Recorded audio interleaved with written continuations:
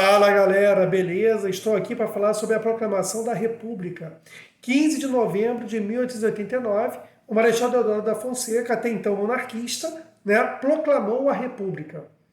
Um jornalista que acompanhou o fato naquele momento, Aristides Lobo, vai dizer: o povo assistiu bestializado, querendo mostrar que não houve uma participação popular na queda do Império e na proclamação da República. Mais tarde, um professor da FRJ, o José Murilo de Carvalho, vai escrever um livro sobre o tema e vai colocar o título em Os Bestializados. Quer dizer, um movimento que proclamou um regime, um sistema de governo que acabou com o Império sem a participação popular. A pergunta que se faz é a seguinte: quais foram os fatores históricos que levaram à queda do Império? O segundo reinado de Dom Pedro II já durava 49 anos. Diga-se de passagem, ele foi a pessoa que mais tempo governou o Brasil, de 1840 a 1889. O que teria levado à queda desse império? Acho que, primeiramente, nós entendermos que a monarquia ela foi vista como um sistema de governo arcaico, dentro do contexto da época. Você tem que lembrar que lá na década de 20 do século XIX, quando nós tivemos as chamadas independências aqui na América, o Brasil e o México foram os únicos dois países que mantiveram o sistema monárquico. O México ficou pouco tempo e depois veio a ser república, e o Brasil não. O Brasil ficou praticamente todo o século XIX sendo uma monarquia. O primeiro reinado, de 1822 a 1831, o período regencial de 1831 a 1840, e aí o longo segundo reinado, de 1840 a 1889. Os fatores que explicam a queda do Império já estão para o final do século XIX, a partir da década de 70 do século XIX.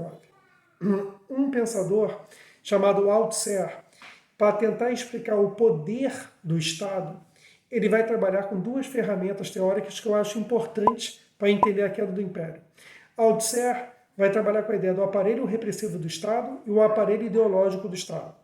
O aparelho repressivo do Estado, a polícia, o exército, é tudo aquilo que vai impor a ordem. É aquela força que o Estado precisa para manter o poder e para manter o monopólio da violência, citando Max Weber. Agora, além desse poder da violência, da força, dos aparelhos repressivos, todo governo também precisa que a sua ideologia seja reproduzida nos meios sociais. Daí o aparelho ideológico do Estado. E não tenha dúvida que naquele contexto do século XIX, o aparelho ideológico, talvez mais importante para o Império, fosse a Igreja. A educação não era uma coisa universalizada e muitas das vezes a população ela se informava na igreja, na missa. Dentro dessa lógica, ali no final do século XIX, você vai ter um atrito entre o Estado brasileiro e a igreja aqui no Brasil. Temos que lembrar que o chefe da igreja brasileira era Dom Pedro II. Dom Pedro II ele tinha o padroado, então ele chefiava a igreja brasileira, ele mandava na igreja brasileira, igreja essa que era uma igreja oficial do Estado. Quer dizer, oficialmente o Brasil era católico, era a religião oficial do país. Só que lá na Europa, católicos e maçons começaram a brigar, e aí o Papa acabou proibindo maçons de ir à missa. Maçons foram proibidos de frequentarem a missa devido a esses atritos entre maçonaria e igreja na Europa. Aqui no Brasil, o Dom Pedro II falou que essa ordem não valeria, até porque o próprio Dom Pedro II era maçom. E aí, dois bispos no Nordeste proíbem maçons de assistirem à missa. O Dom Pedro, não gostando da desobediência desses bispos, mandou prendê-los. Isso vai provocar um atrito entre o Estado brasileiro e a Igreja brasileira. Fica aquele clima, como é que o imperador manda prender dois altos bispos da Igreja Católica?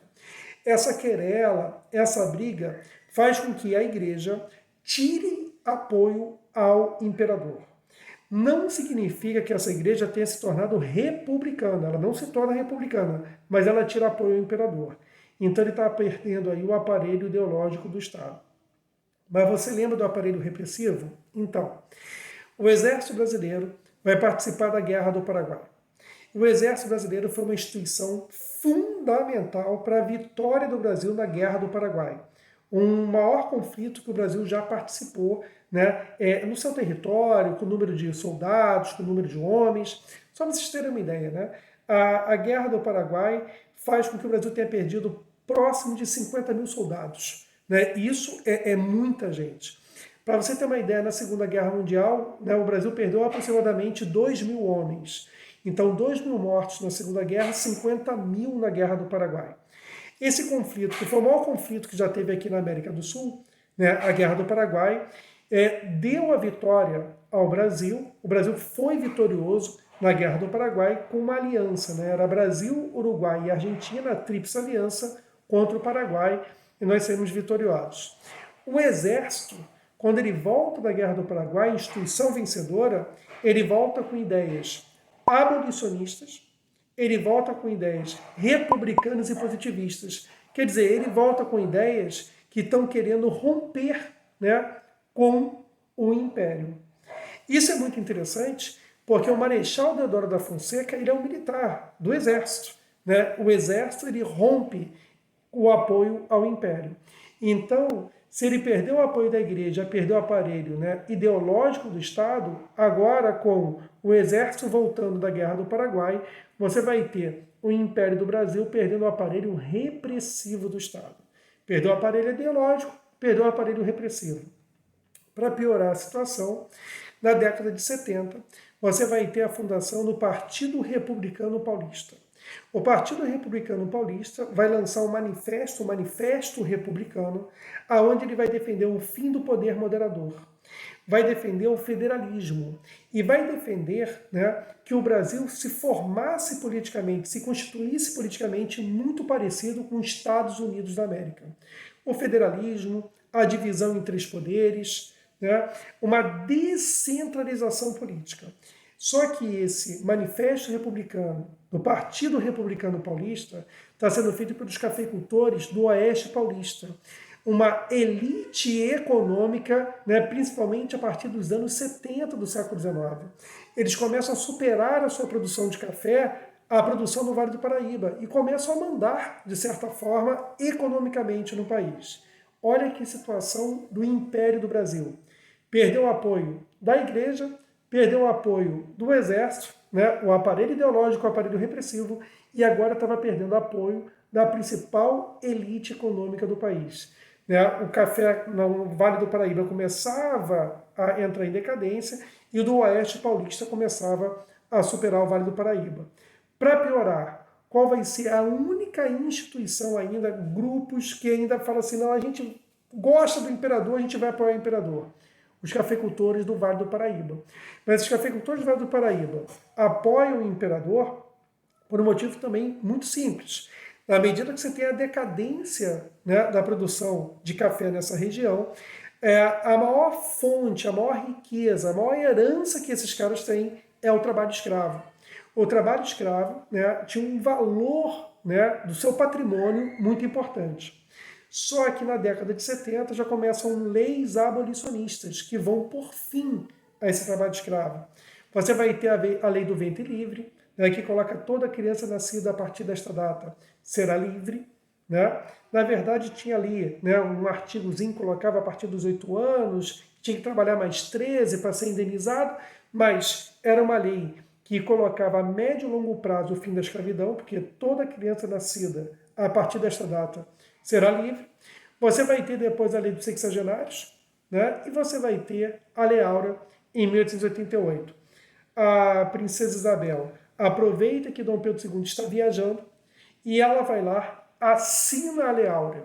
Você vai ter até o ministro Cotegipe falando para ela, você não vai assinar esta lei. E ela falou, assinei, ministro, ganhei a aposta. E ele respondeu, é verdade, princesa, você ganhou a aposta, assinou a Lei Áurea, mas perdera o Império. O último setor que apoiava ainda o Império eram os cafeicultores decadentes do Vale do Paraíba. E a assinatura da Lei Áurea fez com que eles também ficassem contra o Império. Você vai ter até o movimento republicano dos 13 de maio, que vão falar assim, não, a gente não quer mais o Império, vocês, né, nos traíram. Resultado, com a perda dos cafeicultores do Vale do Paraíba do apoio político, né, com perda, né, da igreja, com perda do exército e com perda dos cafeicultores do Oeste Paulista, esse império, né, acaba se ruindo. E assim é proclamada, né, o dia 15 de novembro de 89. Uma aliança entre setores da classe média, né, militares, tá, e, né, cafeicultores do Oeste Paulista, que se uniram para a derrubada do Império. A família imperial foi presa na madrugada do dia 14 de novembro para o dia 15 e foi colocada no navio e mandada para a Europa. E assim, o Marechal Deodoro, no dia 15 de novembro de 89, proclama a República e o povo assiste bestializado. Se gostou do vídeo, continue seguindo a gente aqui no canal, dá essa força pra gente. Um abraço e até o próximo.